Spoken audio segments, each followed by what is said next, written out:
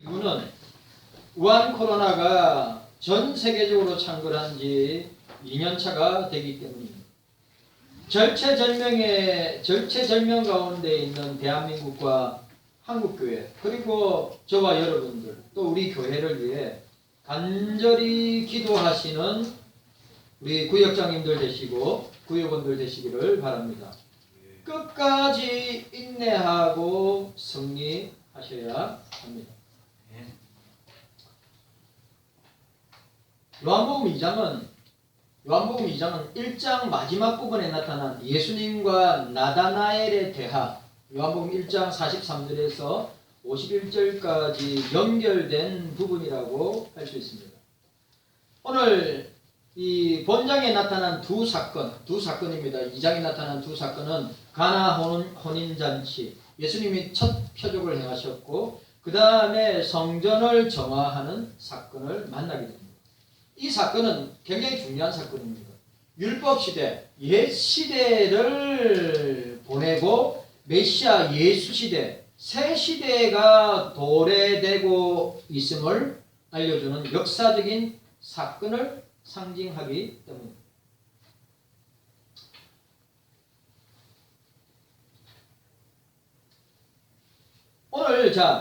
오늘 본문은 여러분들 잘 아시는 예수님이 공생애 가운데 행한 첫 번째 기적이고 표적이고 이적입니다. 그런데 여러분들 요한복음은 첫 표적을 가나 혼인잔치로 했지만 마태복음의 예수님의 첫 이적은 베드로의 장모를 치료하는 것이 예수님의 이 첫 사역의 이적을 마태복음에서는 나타냈습니다. 마태복음 8장 14절 15절에. 그리고 마가복음하고 누가복음은 같은데 귀신을 쫓아내시는, 귀신을 고치시는 장면이 예수님의 첫 이적이었습니다. 표적이었습니다. 마가복음 1장 21절에 28절이고 누가복음 4장 31절에서 37절의 내용을 보게 됩니다. 그런데 오늘 이 놀라운 이 사건의 배경에는 두 가지 요소가 있어야 됩니다. 이게 참 중요합니다. 두 가지 요소가 있어야 됩니다. 그것이 무엇인가? 우리 삶에도 예수님의 표적이 일어나고 또 이적이 일어나고 기적이 일어나는 역사가 있기를 바랍니다. 우리 구역장님들, 구역원들에게 그렇게 여러분, 우리의 삶조차가 기적이 아닙니까? 우리의 삶 자체가 기적이 아닙니까? 주님의 은혜로, 주님의 전적인 은혜로 사는 것이 기적이 아닙니까? 이적이 아닙니까? 표적이 아닙니까? 예수님께서 구역장님들과 구역원들에게 이런 놀라운 표적과 이적과 기사와 기적이 일어나기를 원한다면 우리에게, 제자들에게 그 잔치 속에서 두 가지 요소가 일어납니다. 아주 중요합니다. 오늘 여러분들에게, 구역장 여러분들이 그런 은혜가 있기를 바랍니다. 오늘 21세기를 사는 우리에게 이런 이적과 표적과 기사와 기적이 일어날 수 있을까요? 우리 장로님에게 일어나기를 바랍니다. 무미건조한 삶을 살고 있잖아요. 그냥 시간 따라 세월 따라 흘러가는 시간 가운데 맡기면서 살고 있잖아요. 무력하게 살고 있잖아요. 예? 그런데 오늘 저와 여러분들에게 이 가나 혼인잔치에서 일어났던 이 놀라운 사건이 우리 교회와 성도들과 가정과 직장과 자녀들과 우리 여러분 모든 삶에 일어나기를 바랍니다. 일어나면 믿으세요. 예? 일어나든지 말든지 목사님 뭔 상관이 있습니까? 예? 그런 신앙 가지고 있으면 우리 절대로 그런 일 일어나지 않습니다. 자, 오늘 첫 번째로 구역장님들의 절대 믿음이 구역장님들의 절대 믿음이 예수님의 이적과 표적과 기사와 기적을 체험하게 됩니다. 믿음입니다. 믿음. 여러분 꼭 기억해야 됩니다. 이 믿음도 내가 소유하는 게 아니에요. 이 믿음도 내가 가지는 것이 아닙니다. 이 믿음은 주님이 주셔야 되는 겁니다. 이 믿음은 성령의 역사로 말미암아 일어나는 것입니다. 나에게 주어지는 게 아니에요. 믿음 좋다고 하는 정의가 뭔데요? 믿음이 있다고 하는 정의가 뭡니까? 예? 오늘 여러분들이 이 사실을 기억하고 주님 앞에서 절대 믿음, 구역장님들에게 믿음이 있어야 돼요. 구역장님들이 절대 믿음을 가지고 구역원들을 이끌어가야 돼요. 믿음이 뛰어난 구역장님은 구역원들도 믿음이 뛰어나요. 본받거든요. 우리가 기억해야 될 것, 이 믿음도 내가 가지고 싶다고, 내가 소유하고 싶다고, 내가 내 것으로 만들고 싶다고 되어지는 것이 아니라 주님이 우리에게 믿음을 주셔야 성령의 역사로 성령께서 믿어지도록 역사하셔야 믿음을 통해서 그리스도의 이적과 표적과 기사가 일어나는 것입니다. 자, 1절과 3절 함께 읽도록 하겠습니다. 1절에서 3절까지 자 함께 읽습니다. 1절과 3절입니다. 1절과 3절 자 시작. 사흘 되던 날에 갈릴리 가나에 혼인이 있어 예수의 어머니가 거기 계시고 예수와 그 제자들도 혼인의 청함을 받았더니 포도주가 모자란지라 예수의 어머니가 예수께 이르되 저에게 포도주가 없다 하니 라고 하였습니다. 자, 혼인잔치가 열리는 예식장 한마디로 주님의 은혜의 때와 장소, 곧 이 혼인잔치는 우리가 들어가서 궁극적으로 주님과 함께 베풀어질 천국의 혼인잔치를 상징합니다. 천국의 천국. 이 가나 혼인잔치의 상징적인 의미는 뭡니까? 천국에서 신랑되는 주님과 신부되는 저와 여러분들이 함께 참여하게 되는 천국 혼인잔치를 상징하고 있습니다. 저는 1996년도에 신학교에서 졸업여행으로 성지순례를 갔습니다. 이집트와 이스라엘을 한 주간 다녀왔습니다. 그런데 지금도 마찬가지입니다. 모든 사람들이 이스라엘 성지순례를 하는 가운데 꼭 들리는 것이 가나입니다. 가나 혼인잔치, 가나를 방문합니다. 모든 목사님 공이 모르겠어요. 저도 우리 경석교회에서 장로님하고 이야기하겠지만 이스라엘 성지순례 가이드나 또 우리가 한 주간이면 이스라엘은 구석구석 다 볼 수 있습니다. 월요일에 갔다가 금요일에 오면 되니까. 그래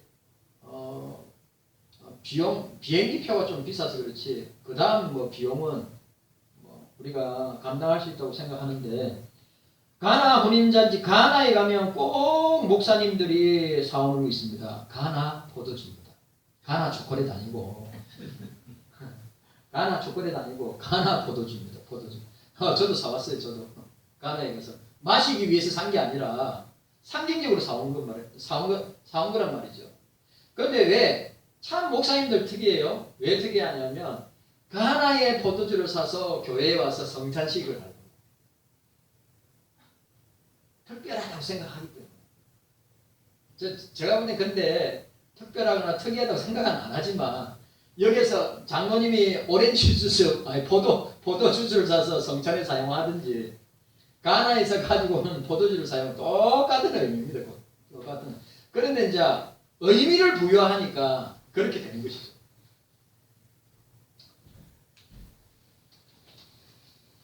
구입해서 성찬에 사용한다고 하는 사실입니다. 자, 여기서 중요한 것. 가나 혼인잔치에서 가장 중요한 의미. 이 가나 혼인잔치에서 가장 중요한 의미가 뭐냐 하면 이 포도주는 예수 그리스도의 구속사 실현을 하게 되는 데 있어서 보혈을 상징한단 말이에요. 피를 상징합니다.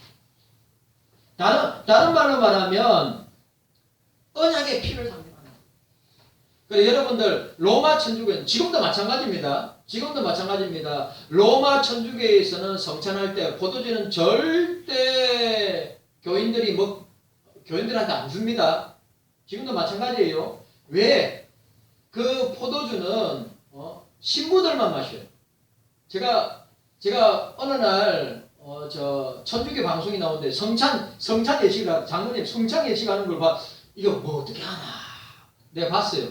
우리들은 성찬 예식하면 포도주하고 떡을 나누잖아요. 근데 진짜 보니까 로마 천주교의 성찬식은 하여튼 신비적으로 막 주물주물 막 연불잖아요. 막 뭡니까 막 연불 내오는 것처럼 주설적인 막 꼭 그래 해가지고 바칩니다 이래가지고 바치가지고 어떻게 합니까? 떡을 주님의 떡을 뗍니다. 노래 끝이 뒷말이 허리 주님의 떡을 나눕니다 이래가지고 저 교인들이 한 사람이 나오더라고. 그래 받아 먹어. 근데 잔을 들어서 이래 들어가지고 참 요즘 한국 교회 목사들 가운데 이렇게 생쇼를 하는 사람이 있어요. 잔을 들어가지고 주의 보혈입니다. 이 보혈은 속죄의 피입니다. 그래 들고 기도해요. 지 혼자만 다 마시네. 진짜 아무도 안 줘요. 천주교인들 나와서 아무도 안 마셔요. 신부 혼자 다 마시더라고 보니까. 꿀떡꿀떡 다 마셔. 교인들한테 안 줘. 왜 그럴까요? 그 천주교의 성찬은 화채설이잖아요. 화채설. 예? 떡은 그 시간에 예수님의 살이 되고 피는 그 시간에 예수님의 보혈이 되기 때문에. 그래 교인들은 죄사함을 받든지 말든지 상관하고 자기만 마셔가지고 죄사함을 받겠다 하는 그 논리입니다. 피가 보혈이. 천주교의 성찬은 진짜 잘못된 성찬. 제가 볼 때는 진짜 미신적인 성찬이란 말이죠. 언제 신부만 보혈을 상징한 포도주, 신부만 포도주를 마시고 교인들은 떡만 먹으라고 되어 있어요. 예수님께서 제자들에게 잔과 떡을 갖다가 함께 나누면서 나를 기념하라 했죠. 여러분 그거는 아시죠? 이 성찬은 예수님을 기념하는 거예요. 십자가에 살찌고 피 흘려 죽으신 나를 위하여 십자가에 살찌고 피 흘려 죽으신 예수님을 기념하는 것이고 이 성찬의 가장 중요한 의미는 그리스도와의 연합, 하나됨을 의미하는 거란 말이죠. 이게 얼마나 중요한데요. 우리 부활주간에 성찬식을 하겠지만 여러분들이 그 의미를 가지고 나가야 됩니다. 공간복음에 나타난 성만찬의 포도주는 예수님의 언약의 피라고 했습니다. 십자가상에서 죄인들, 택자들을 위해 흘리는 예수 그리스도의 피를 상징합니다. 마태복음 26장 28절, 마가복음 14장 24절, 누가복음 22장 20절에 내가 너희들을 위하여 흘리는 피, 곧 언약의 피니라 라고 정의하고 있습니다. 예수님의 피에는 몇 가지 의미가 있습니다. 아주 중요합니다. 이것도. 예수님의 피, 보혈에는 첫 번째, 신부의 순결함을 보존하는 수단입니다. 두 번째, 혼인잔치의 기쁨을 더해주는 촉매제입니다. 장로님, 혼인잔치에 포도주가 없으면 어떻게 됩니까? 잔치가 안 돼요. 잔치가. 그러니까 혼인잔치, 우리 천국 혼인잔치의 가장 중요한 촉매제 중에 하나래요. 그래서 세 번째, 신랑 신부의 화목을 연속시키는 열쇠다. 신랑과 신부가 하나 되는데 하나 되게 하는 것이 예수님의 피라, 보혈의 피라. 이런 의미를 알고 우리가 성찬에 참여하고 이런 의미를 알고 우리가 떡에 참여하고 예수님의 포도주의 보혈에 참여하는 것입니다. 오늘 본문의 주인공은 자 질문. 오늘 본문의 주인공은 누구죠? 오늘 본문의 주인공은 누굽니까? 오늘 본문의 주인공은 신랑도 아니고 신부도 아니고 그 부모들도 아니고 하객도 아니고 오늘 본문의 주인공은 예수님이십니다. 여러분 우리 이적과 표적과 기사와 기적이 일어나는 현장에 누가 계세요? 항상 주님이 계세요. 항상 주님이 계세요. 항상 주님이 계세요. 우리가 그거 잊으면 안 돼요. 주님이 함께하는 곳에, 주님이 동행하는 곳에, 주님이 함께하는 곳에 이적이 일어나고 표적이 일어나고 기사가 일어나고 기적이 일어나는 것입니다. 21세기 이 현대 이 사회에서도 주님은 지금도 살아계시고 지금도 역사하시고 지금도 우리 가운데 함께 하시기 때문에 절대 믿음을 가지고 주님께 나아간다면 일어나는 거예요. 안 믿으면 일어나지 않고 믿으면 일어나는 것입니다.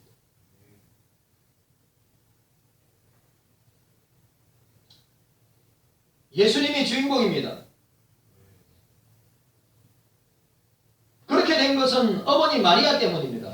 예수님의 어머니 마리아 때문에 그 혼인잔치에 손님으로 초대되어 예수님과 제자들도 함께 갔습니다. 그런데 중요한 것은 그 잔치집에 포도주가 떨어지는 일이 생기게 된 것입니다. 만약에 혼인집에 포도주가 떨어진 것은 결혼식을 중단하는 것입니다. 하객을 모시는 그 포도주가 없다. 가장 신뢰가 되는 사건이라고 합니다. 이 문제의 해결자가 있는데 누구입니까? 바로 마리아였어요. 어머니 마리아였습니다.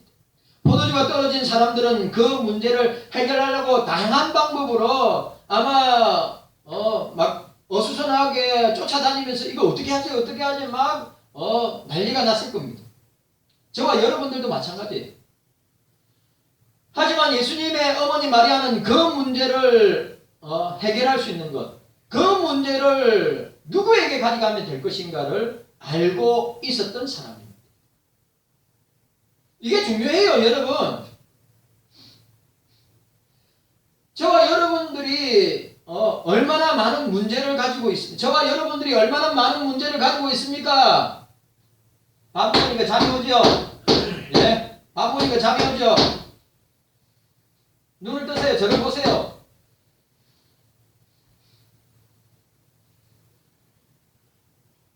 저를 보시라고. 잘생긴 목사를 보시라고요. 저는 밥 한 그릇 먹었어요. 내가 누구라고 이야기 알겠지만 2그릇 먹은 사람도 있어요.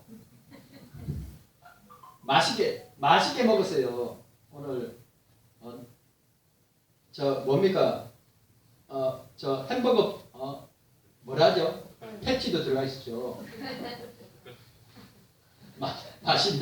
맛있는 햄버거 패티도 들어가 있어서 고기 다진 거 짭조름한 게 맛있더라고요. 눈을 뜨시라니까. 주님 앞에 예배드리면 제대로 드리세요. 그 문제를 예수님께 알렸습니다. 오늘 우리로 말하면 기도로 주님께 우리 문제를 아랜 겁니다. 기도로 내 문제를 주님께 아랜 거예요. 마리아는 예수님이 해결할 수 있다고 믿었습니다. 절대적으로 믿었습니다. 어머니라서 그런 게 아니에요. 예수님을 낳은 어머니라. 여러분, 아무리 신앙 좋고 믿음 좋다 하더라도 예를 들어서 저도 많이 봐왔거든요. 진짜 믿음 좋고 훌륭한 목사님들, 뛰어난 목사님들, 근데 부모가 예수 안 믿든지 부모가 신앙이 없는 사람들 저도 많이 봤어요. 예수님을 낳았다고 여러분 절대 그렇게 생각하시면 안 됩니다. 마리아가 누구입니까? 예수님의 어머니죠. 예수님이 누구인지를 잘 아는 사람입니다. 구역장 여러분, 예수님이 하나님의 아들이십니다. 예수님은 저와 여러분들의 죄를 구원하기 위해 이 땅에 성육신하시고 십자가에 내 죄 대신 죽으신 우리의 유일한 구주요 구원자이십니다. 확실하게 믿어야 됩니다. 구역장님들 그거 확실하게 믿어야 돼요. 구역원들도 확실하게 믿어야 돼요. 그렇다면 저와 여러분들은 생각을 달리하고 초점을 달리해야 됩니다. 예수님의 어머니 마리아가 우리에게 보여준 것처럼 혼인잔치집의 문제를 왜 예수님께 가져왔습니까? 예수님만이 그 문제를 해결할 수 있기 때문입니다. 이게 얼마나 중요해요. 근데 이게 믿음이 있는 사람은 이게 보여진다니까요. 자, 우리 구역장님들과 구역원들의 삶에 있는 가정의 문제, 자녀의 문제, 직장의 문제, 건강의 문제, 삶의 문제, 모든 문제를 해결할 수 있는 것은 내가 아니에요. 주님만이 그 문제를 해결할 수 있다는 사실입니다. 우리의 모든 문제는 주님께 달려 있어요. 우리의 모든 문제는 주님께 맡기면 되는 거예요. 기도함으로 주님께 맡겨야죠. 어떻게 할 겁니까? 내가 애쓰고 용쓴다고 되어집니까? 안 됩니다. 절대 안 보세요. 되어진다면 예수님 필요 없어요. 되어진다면 신앙생활 할 필요 없죠. 믿음생활, 교회생활 할 필요 없죠. 자기 마음먹은 대로 다 되어지는데. 그런데 인간의 문제는, 저와 여러분들의 문제는 되어지는 것이 아닙니다. 우리가 문제를 해결하고 되어질 수 있는 것은 주님께 맡길 때입니다. 주님께 맡길 때입니다. 주님께 맡길 때, 이 말은 주님께 기도할 때, 주님께 기도할 때 되는 것입니다. 그때 마리아가 주님 포도주가 없습니다. 그때 예수님이 어떻게 반응하십니까? 여자여, 나와 무슨 상관이 있습니까? 이거 절대로 낮은 표현이라고 생각. 여자여, 또 여자여 보소서, 십자가에 여자여 보소서 아들이니이다. 그래 이야기하잖아요. 이거 낮은 표현은 절대 아닙니다. 때가 아직 이르지 아니하였는데 라고 있습니다. 예수님이 거절하는 것처럼 보입니다. 나와 무슨 상관이 있습니까? 어머니. 그런데 더 중요한 것, 그 다음에 마리아의 행동이 중요한 것입니다. 마리아가 하인들에게 예수님이 너에게 무슨 말씀을 하시든지 그대로 하라. 자, 5절 말씀. 자, 5절 말씀 함께 읽습니다. 5절 말씀. 자, 함께 읽습니다. 시작. 그 어머니가 하인들에게 이르되 너에게 무슨 말씀을 하시든지 그대로 하라 하니라. 아멘. 포도주 없이 만들어진 포도주 사건, 이것은 믿음으로 된 것입니다. 포도주가 없어요. 물밖에 없어요. 물밖에 없어요. 그런데 이것은 믿음으로 된 거예요. 누구요? 예수님의 어머니 마리아의 믿음. 구역장님들, 믿음이 있어야 됩니다. 믿음이 있어요. 믿음이 있어야 이런 역사가 일어나고, 믿음이 있어야. 자, 믿음은 바라는 것들을 히브리서 11장 1절에 믿음은 바라는 것을 시상에 보지 못하는 것들의 전근이, 6절에 믿음 없이는 하나님을 기쁘시게 할 수 없나니 라고 했어요. 믿음이 있어야 됩니다. 목사도 믿음이 있어야 되고, 구역장님들도 믿음이 있어야 되고, 구역원들도 믿음이 있어야 됩니다. 믿음 없으면 믿음 없는 거 표시납니다. 믿음 없으면 늘 우리의 생활과 삶이 그냥 다람쥐 책바퀴 돌듯이 살다가 그냥 시간 가는 대로 가게 돼 있어요. 그러나 믿음의 사람들은 늘 기대합니다. 믿음의 사람들은 늘 기대합니다. 오늘 하루도 늘 기대합니다. 오늘 하루도 주님이 나와 함께 하심으로 어떤 일이 일어날까 늘 바라봅니다. 믿음이 없으면 뭐 되겠지, 흘러가겠지.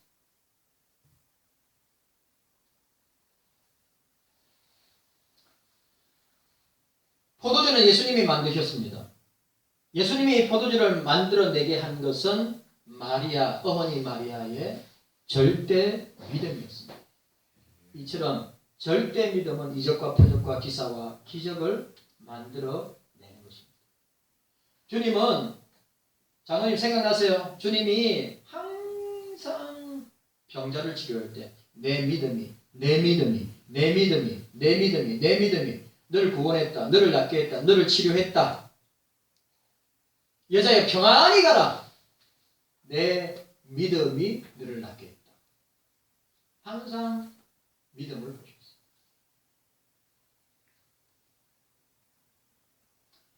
이 믿는 사람에게, 절대 믿음의 사람에게 주시는 놀라운 주님의 특권과 역사입니다. 경석교회 성도 여러분들, 우리 구역장 여러분들, 오늘도 저와 여러분들의 절대 믿음으로 오늘 가나 혼인잔치에 일어난 역사가 우리에게 일어나기를 바랍니다. 참말입니다. 믿음의 사람이 되세요. 두 번째로, 오늘 두 번째로, 이건 너무 중요해요. 자, 21세기를 살아가는 저와 여러분들에게 이런 신앙의 요소가 있을 때 역사가 일어납니다. 절대 믿음이랬죠. 절대 믿음. 두 번째, 구역장님들의 절대 순종이 예수님의 기적을, 이적을, 표적을 체험하게 되는 것입니다.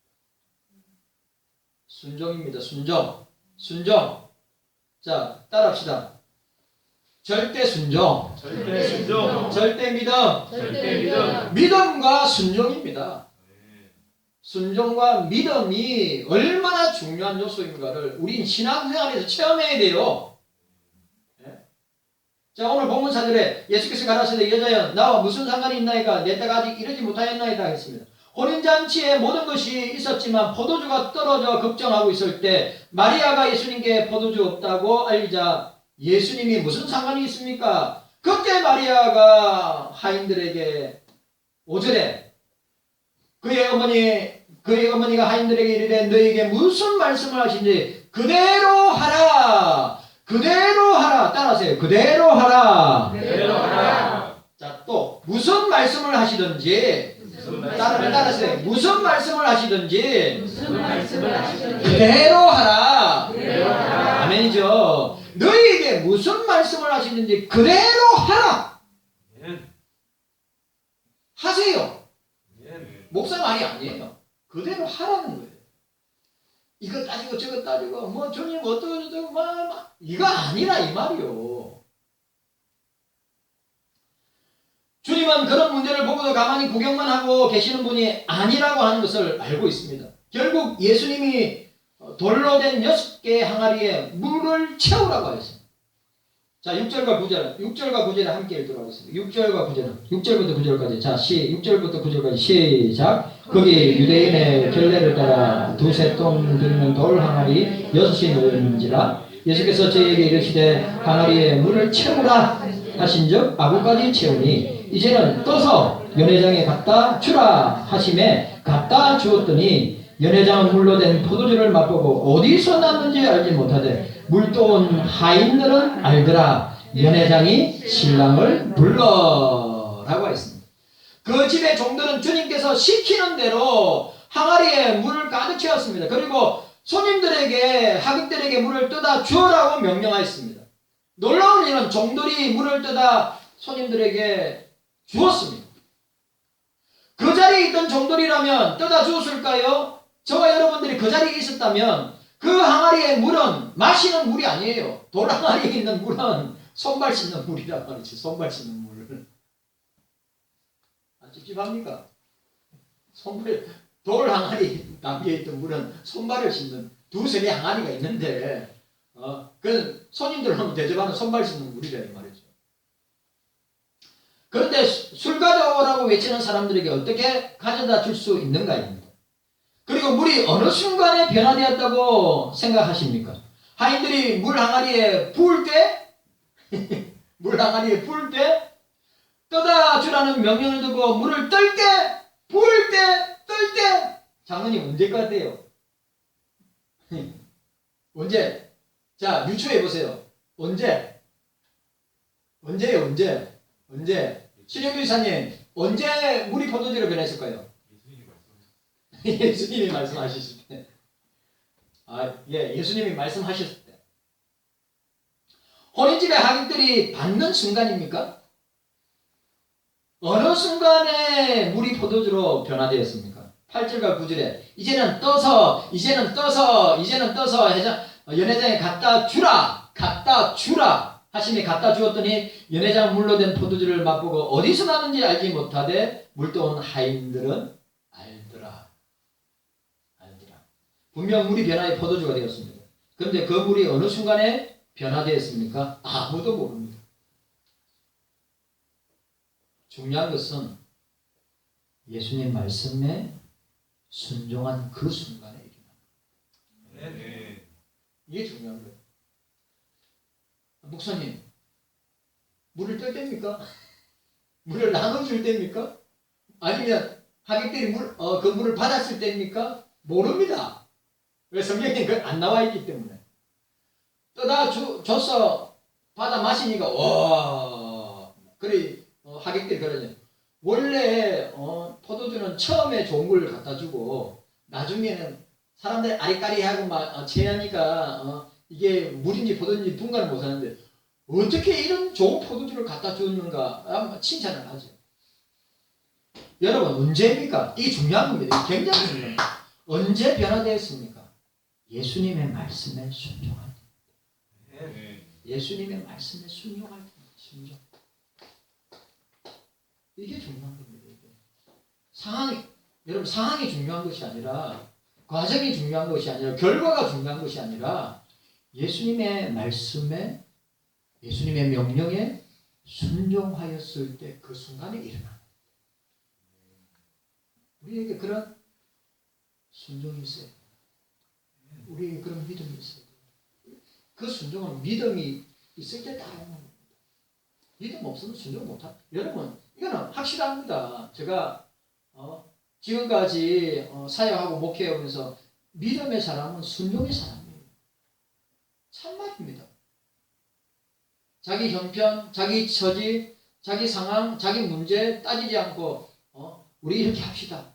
주의 일에 이렇게 순종합시다. 주의 일에 이렇게 해나가 아멘하고 순종하고 따라갑니다. 믿음이 약한 사람은 아니죠. 이래서 안 됩니다. 저래서 안 됩니다. 이런 형편 때문에 이런 문제 때문에 안 됩니다. 안 됩니다. 안 됩니다. 안 됩니다.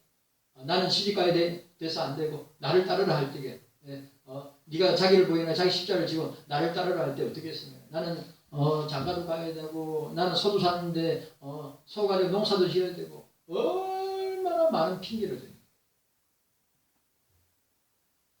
물돈 하인들은 알더라. 물돈 하인들은 알더라. 분명 물인데 물이 변하여 포도주가 되었으니 하인들은 그 포도주가 어떻게 만들어지는지를 알았다는 것입니다.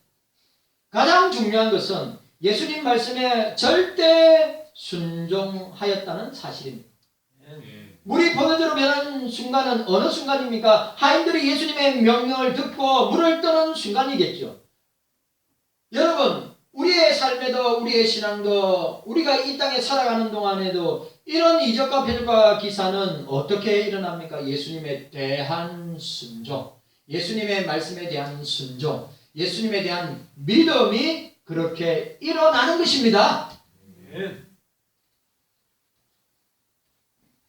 하인들이 주님 말씀에 순종하였더니 그들은 이런 놀라운 체험을 하게 되었습니다.